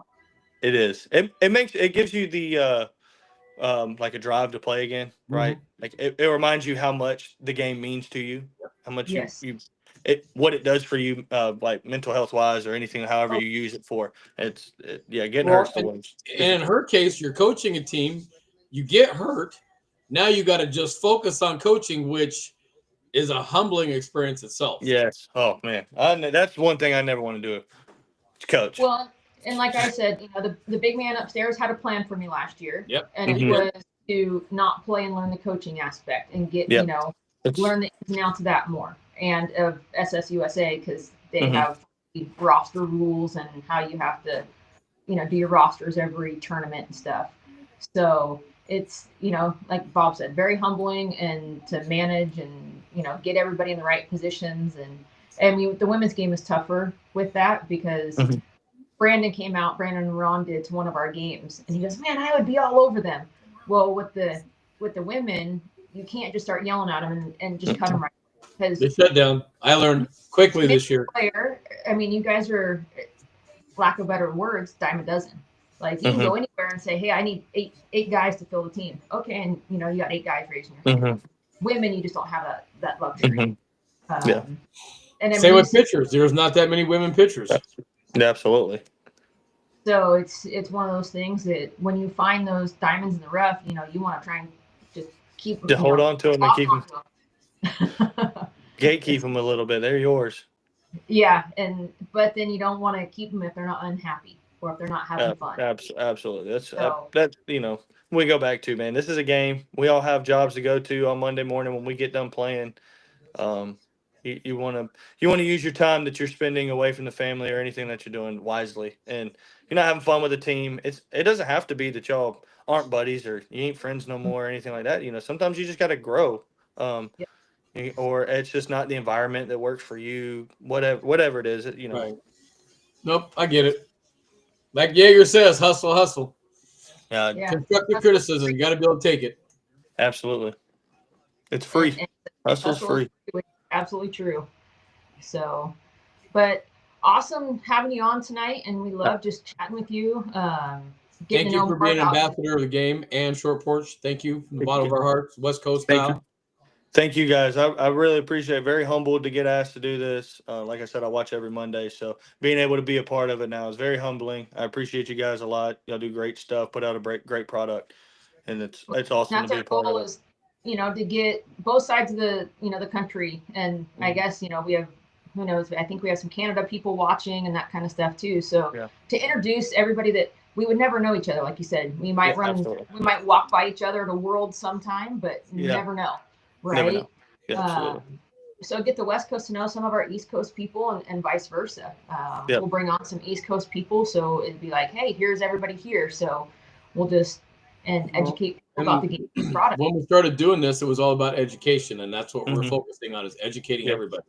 And then y'all do a great job, being able to articulate and all that stuff of the things that are coming out, and making sure that everybody understands and are knowing of what's coming out and all that stuff. And yeah, it's like I said, it's a great product. It's very humbled to be asked. Very appreciative of the things that y'all do, and very appreciative, I could say, from the Short Porch ambassador, that side of it. You guys work hard, and it shows for the rest of us. Hey, you can work hard at this thing, and you can do it, right? No, I'm a product of Brandon. I'm gonna tell you right now. Ask him. You ask any of my guys. My game hitting 833 in Vegas this year was Brandon. Yeah, all on me. Then you talk about an ambassador of the game, man. Nobody's better than him. His reputation in Georgia, like just going back to, and everybody that plays ball at a high level in Georgia knows Brandon Murray, and he's always known as the guy that gave the younger guys and all that stuff a shot. He never tried to hold on to that spot on that major team for himself. He was always trying to bring the younger guys up and really pushing them and doing all that stuff, man. He's a great ambassador of the game. He's 100%. somebody that Jeff and Leslie were 100% brilliant idea for bringing Brandon apart and making, and pushing him and making sure he's, I can't wait to see what he game. can do with baseball. I really can't. I'm excited. And it's something he's passionate about too, right? There's to be something said about that. You can just hear it when he talks, man. We talked about some of the things in my swing yesterday. He wanted me to change, man, and it made me want to do it just because I could see how passionate he was about it. He was like, man, if you change that, like him and I talked about it when he was Yeah. driving to Alabama. We talked about it. He called me and we were talking about it. Talking about your swing specifically, what he was wanting you to work on. Yep, and I went and worked on it. He called me later on, and he was like, "Did you work on it?" And I was like, "I worked on it." That's the one thing about Brandon that I don't think anybody knows. He will follow up. He's going to follow up with you. He's going to make sure he did, right? If you don't think he will, guess what? Yeah. You're going to get a phone call. You're going to get a message. He will follow Absolutely. up. And you're going to get another one. And he's going to make sure that you did Absolutely. it. But he's got something to say, right? He wants you to be as good as you can be. And you don't have a lot of guys like that, especially that have reached levels and have had the accomplishments he's had. Well, those guys want to walk around and act like they don't know who anybody is. And Brandon, I say it a lot. When I grow up, I want to be like him. Absolutely. That's a good analogy right there. Yeah. I'm gonna have to take that. Take it. I use it a lot. I'm telling you. And Brandon is that ambassador. He is the number one ambassador for Short Porch, in my opinion. Nobody's better than him. Nobody's better. Nobody is better. And anybody who challenges me is going to have to go to war because there's nobody that can take that. I'll stand side by side with you on that one because I'm 100% in agreement with you. Yeah. Make that a TikTok. We'll take that to the bank. Absolutely. Awesome. Thank you so much. Yeah, thank you, guys. I appreciate y'all. Thank you very much. Wish you good luck. Merry Christmas and good year. Merry Christmas to you guys. Absolutely. Happy New Year if we don't talk And then remind your wife that she's coming to the guillotine squad here real soon. Absolutely. Make sure everybody reminds her, wear a helmet. And I'm the boss. Right. We're going to hold banners up. That's what we're going to do. Yeah, let's do it. I'm in. We're going to go live. I'm going to have a little paper that says, wear a helmet. That's awesome. I can't wait to see it the following Monday. Wait, remind me next Sunday when I go live, I'm going to hold this. Yeah, I like that. Wrong person to be there. Oh, yeah. Shannon. Y'all have a Merry Christmas. I appreciate y'all very much. Thank you, guys. Catch you later. Bye. All right, that was a great night with Cason and learning about him and all the stuff that he's done. That's the longest podcast we've done. That's hour and 52 minutes. Yeah. Well, we were on just a few minutes before doing some housekeeping stuff. That's so. true. I forgot about that. Couple things. Next week we will not be on, so we'll be back after the first year. We will make sure we do a post out there with it. Just this has been preached up and down in all the different buy, sell, trade pages. Make sure you know who you're buying bats from. Yeah, we had an incident this week or late last week. Yeah. Make sure they're reputable people and not people who might have shaved the bat or anything like that. Ask for pictures of the end cap and pictures of the overall bat, because compression is not everything. Yeah. You can not fool it. everybody has a compression tester, right? Yeah. So, but get the pictures, because if you buy that bat second or third hand and it's shaved, nothing that Short Porch can do. And that bat was pretty noticeable. It was a pretty bad job. The minute we got the pictures and saw what it looked like towards that end cap, you knew immediately what was going on. And it wasn't one of the companies that advertises on some. No, this was a hack job. Yeah. I don't care who it is. It's just a hack job. You're a horrible person. Sorry. And the thing too is they're not doing it, just with Short Porch bats. They're doing it with every brand. Yeah. So just make sure you know where you're getting your bats, and that if it's in your possession, you are, liable for it if you use it in a game. So just think of those things. Yes, a new and wrapper bat, or buying it from a rep or somebody who represents a company, might not be, as cheap as buying that one that barely passes compression from, second or third hand. But just keep that in the back of your mind. It's not worth it, in my opinion. So the only thing I got last is all these new reps out here. The last couple of weeks, I've been getting a lot of messages asking me questions on bats and what's the difference in this barrel versus this barrel. Educate yourself. Go online to Short Porch. Read every description of every bat. You will get that information, guys. I promise you. I appreciate you calling and messaging me. I do. Don't get me wrong. I will help you. But everybody can go do that themselves. Self-educate. And just know if you reach out to Bob or I and we're not getting back to you right away, it might be because we have a ton of messages. This isn't our only job. We do actually have things outside of Short Porch, just like everybody does. Ron saying he posted a great cheat sheet on his Facebook today. I think it came absolutely. Thank you, Ron. Well, that came from Short Porch Canada West, I believe, and I want to say it might have been. I'm not sure exactly, but I think that was the page, or one of the Canada pages. So Short Porch pages up in Canada. But you can go to Ron's page and grab it, and I know a few other people have reposted it. We'll get it reposted to the West Coast page as well. And that was for U-Trip bats. So hopefully we'll reach out and try and get one, see if he can make one, because it was all nice and pretty too, far beyond my technology abilities. But hopefully we can get one for senior bats as well. So happy holidays, everybody. Merry Christmas. Be safe. Don't drink and drive. Make sure that, if you have to call for a ride, do it. That's around the holidays. Everybody likes to go and just enjoy themselves, but be smart about it. Yep, absolutely. Merry Christmas to all. And if you guys need anything, hit us up, and we'll see you in 2 weeks.